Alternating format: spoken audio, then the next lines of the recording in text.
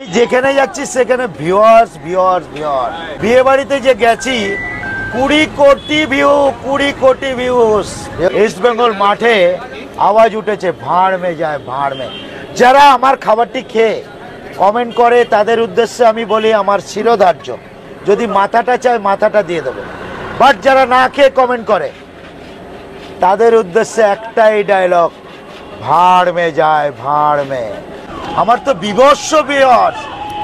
তো মানুষ আমাকে চাইছে, বস মানুষ চাইছে ফ্রেশটাকে।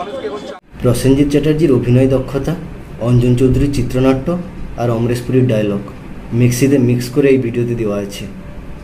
তাহলে এবার বলুন, দেব, হিরণ, রুদ্রনীল এরা রায় নিতে আসবে না কেন?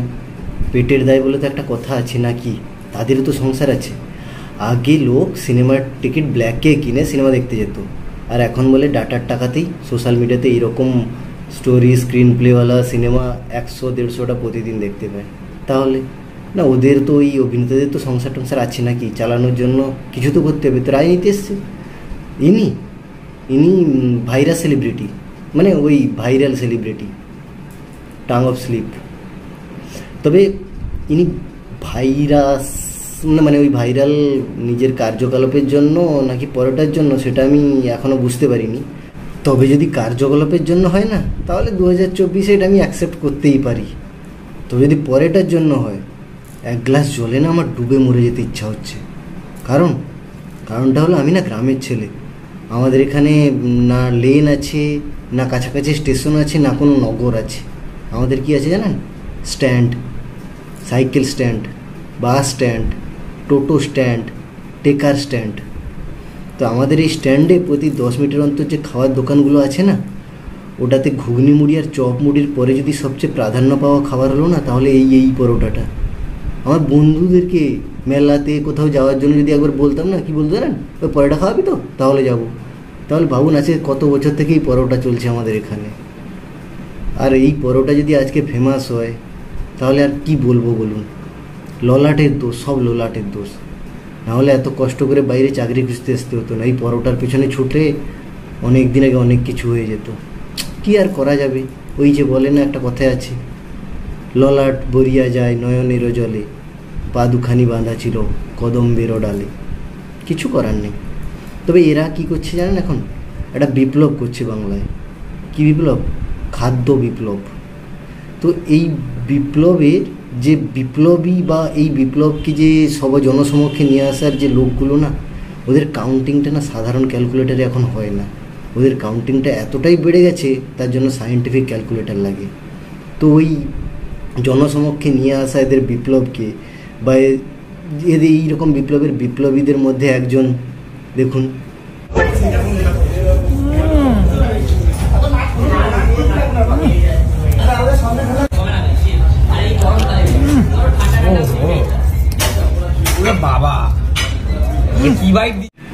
এক্সপ্রেশনটা দেখেছেন? মনে হচ্ছে যেন ওই মে আর তিতির 10 পুরুষের আত্মা একসাথে ওনার উদর গৃহে প্রবেশ করছে। এই ভিডিওটা না আমাদের পাড়ার উলালি কাকিমার যে 15টা ছাগল আর 10টা মুরগি ছিল না, তাদেরকে কাল দেখিয়েছিলাম। সকালে শুনলাম নাকি 6টা ছাগল আর 5টা মুরগি সুইসাইড করেছে। দুঃখের কথা, বড় কিছু বলার নেই। আগেকার যে বিপ্লবের কথাগুলো শুনেছিলাম বা ইতিহাসে পড়েছিলাম না, তাতে না বিপ্লবীদের রক্ত ঝরার কাহিনী শুনতাম। আর এই বিপ্লবে রক্ত কারা ঝরায়?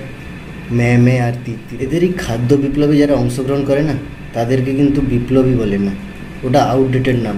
এদেরকে বলা হয় সেলিব্রিটি, যেটা মডার্ন 2024-এ এদের নাম। তবে এদের এই বিপ্লবটা না একটু আলাদা ধরনের আছে, কিছুটা বাংলা সিরিয়ালের মতো। এখানে শাশুড়ি বৌমার যুদ্ধ আছে, কুচুটি পিসিমার নাক উঁচানি আছে, ওই লালসা ভরা চোখে কাকুর লাস্যময়ী চাহানি আছে, যেটাকে এদের ভাষায় কি বলে? কন্ট্রোভার্সি। আমি বা আমার ফেস ভ্যালু একদম নেই, আমাকে একটা মানুষও চেনেন না। তুমি আমার মায়ের বুকের ছবি দিয়ে ভিডিও দিচ্ছ, শিক্ষে তোমার আছে মনে? এটা যদি তোমার মায়ের ছবি দিত, মা বাবা কিন্তু প্রত্যেকের বুকে থাকে। তোমার কমেন্ট সেকশনটা দেখেছো আর আমার কমেন্ট সেকশনটা দেখো, তোমাকে সবাই চেনে, তুমি হচ্ছে সবার সেরা, আমি হচ্ছে ভেড়া। তবে হ্যাঁ, কন্ট্রোভার্সি আমি করবো না বাবা। আচ্ছা, এগুলো কি ঠিক হচ্ছে? এই যে তুমি নিজের মা বাবাকে দাদা দিদি বলছো, সেগুলো কি ঠিক হচ্ছে? তুমি সেটাই বলো। আমি তোকে একটা কথা বলিস, আমার মা তোর মা না তো? না না, এটা একদম আমার বাবা? হ্যাঁ। তোর বাবা না তো? না না, আমার জেঠু জেঠু তোর জেঠু? জেঠু। তোর জেঠিমা? হ্যাঁ। তাই তো? আমার বাবাকে আমার মাকে যদি আমি মা মানে আমার দাদা বলি, আমার বাবাকে আমার মাকে যদি আমি দিদি বলি, তাদের যদি কোনো সমস্যা না থাকে, না, সেটাও তো একদম সেখানে তো ভেবে দেখে তাহলে নিচ্ছি। তোর কিসের সমস্যা হচ্ছে? কি করলাম আমি? দেখ, দাদা কিছু মনে করো না না, মনে বাবা, এ তো জি বাংলার স্টার জলসার সিরিয়ালদেরকেও হার মানাবে না। বেশি দিন বাকি নেই, এই স্টার জলসার জি বাংলার সিরিয়াল বন্ধ হতে যাবে। সে আর কেউ বানাক, পাক আর না পাক, ওই দিদি নাম্বার 1 2 3 বা দাদা নাম্বার 1 5 6 7 এরা সব বুঝে গেছে, তাই তো ওগুলো ছেড়ে এসে গেছে রাজনীতিতে, দিয়ে ওই কুয়াশার ধোঁয়াশার মধ্যে এখন ঘোরাঘুরি করছে। ও কারণ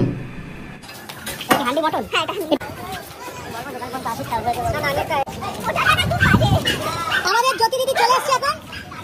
কি দিদি এখন কি দোকান খোলার জন্য প্রস্তুত নাকি? বাস, এটাই বলে হার্ড ওয়ার্কিং ওম্যান।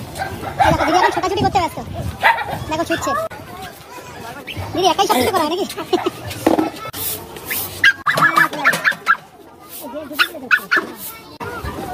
বাপরে বাপ, দেখো একা একাই সব হার্ড ওয়ার্ক করছো তুমি। দেখো দোকান খুলেই কিন্তু দিদি ধূপ দেখাচ্ছে, তারপরে কিন্তু বেচা কেনা শুরু হবে। চালু করলে আজকে কিন্তু আমরা আবারও প্রায় 4-5 দিন পরে চলে এসেছি জ্যোতিদিদির দোকানে, যেখানে এসে আমি রীতিমতো অবাক হয়ে গেছি। কারণ দেখো জ্যোতিদিদির দোকানে এরকম ভিড় জমে গেছে, এই যে স্ট্রাগলের লাইভ সম্প্রসারণ হচ্ছে উইথ কমেন্ট্রি। এবার বলুন, দিদি নাম্বার 1 দাদা নাম্বার 1 চলবে, যেখানে আমরা শুনতাম বা কেউ এসে বলতো তাদের স্ট্রাগলের কাহিনী।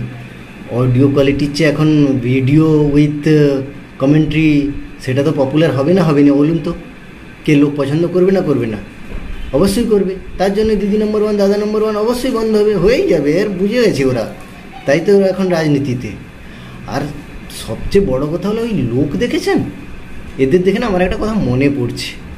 আগে আমাদের মা কাকিমারা বলতো, তোদের জন্য রান্না করে করে না আমাদের হাড় মাস গলে গেল। এখন মনে হয় বাড়িতে বছরের শুরুতে পঞ্জিকা খোলা হয়, পঞ্জিকা খুলে বছরে কোন কোন দিন রান্নাঘরে যাওয়া শুভ হয় তার সেইগুলো ডেট ফিক্সড করে রাখা হয়। কারণ লোক দেখে মনে হয় বা সবার বাড়িতেই এখন রান্নাবান্না ঘরে হয়তো তালা লেগে গেছে।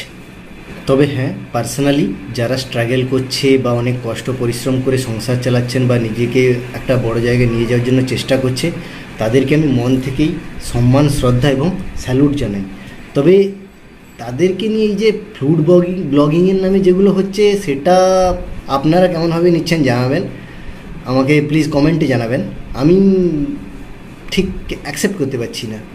সে যাই হোক, তবে ওই খাদ্য বিপ্লবের সংগ্রামী সেলিব্রিটিদের মধ্যে আর এক সেলিব্রিটির, যেখানে কিন্তু মাত্র 10 টাকায় 2 পিস কচুরি দেওয়া হয়। এই দেখো এখানে আছে কিন্তু মাত্র 10 টাকায় 2 পিস কচুরি, আর 3 পিস 15 টাকা, মানে 5 টাকা পিস কচুরি। এবার অল্প এই 1 পিস কচুরির দাম কত? 5 টাকা। দেখতে পাচ্ছ ছোট। এবার বুঝতে পেরেছি ক্লাস 5-এ পিতা পুত্রের অঙ্কটা আমার এত কষ্ট লাগতো কেন, বা এত কঠিন কেন মনে হতো। যদি 2 মিনিট আগেই বলছে যে 2টো কচুরি 10 টাকা, আর তার 2 মিনিট পরে একটা কচুরি হাতে পেয়ে জিজ্ঞেস করছে এই একটার দাম কত, তাহলে তো সত্যি পিতা পুত্রের গণিতটা অবশ্যই কষ্ট ছিল। পূর্বপুরুষ গুণীজন আগেকার শিক্ষিত লোকেরা ভুল কিন্তু বলে যাননি যে অঙ্ক সাবজেক্টটা প্রচুর কঠিন। তার প্রমাণ আমি আজকেও পাচ্ছি, সত্যি সত্যি কঠিন। এবার ভাবুন ফুড ব্লগিংয়ের লেভেলটা কোথায় গেছেন। হ্যাঁ, আপনি বলবেন যে আপনার কি, আরে আমার কিছু না, সোশ্যাল মিডিয়া খুললেই না এদের ভিডিওগুলোই প্রায় সবসময় সামনে চলে আসে, ও দেখবো না।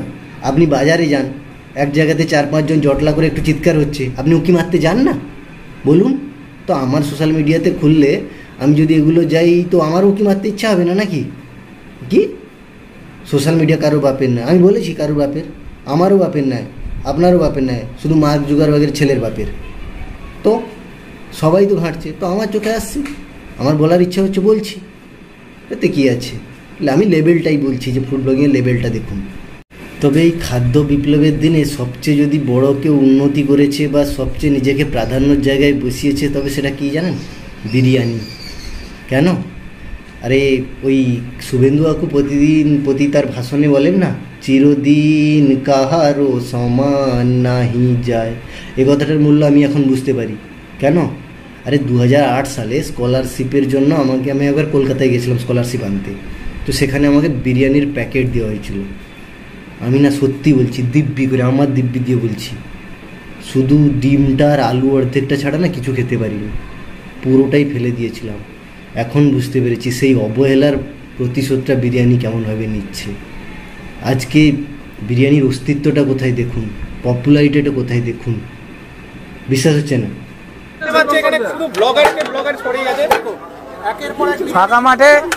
ফাঁকা মাঠে গোল তাকে দেওয়া হয় যেখানে অশোকনগরে যদি আমার শুধু দোকান থাকতো একটা, তাই না? অশোকনগরে আমার মতন 50টা বিরিয়ানির দোকান আছে, আর অশোকনগর থেকে আমার দোকানে হাবড়া অশোকনগর থেকে 5 কিলোমিটার 15-30 টাকা ভাড়া দিয়ে আসতে হয়, 1 ঘন্টা দাঁড়িয়ে বিরিয়ানি খেতে হয়। এরকম না যে এক ট্রেনে আসলো, যে উজ্জ্বলদাও সেরা,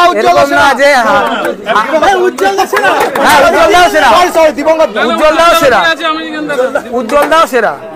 এতদিন আমি শুধু 3-4টা বিরিয়ানি জানতাম, ডিম বিরিয়ানি, চিকেন বিরিয়ানি, মটন বিরিয়ানি বা ভেজ বিরিয়ানি। এখন তো পশ্চিমবাংলায় এতগুলো বিরিয়ানি আছে না, আমার খাতায় লিখেও মুখস্থ হয় না।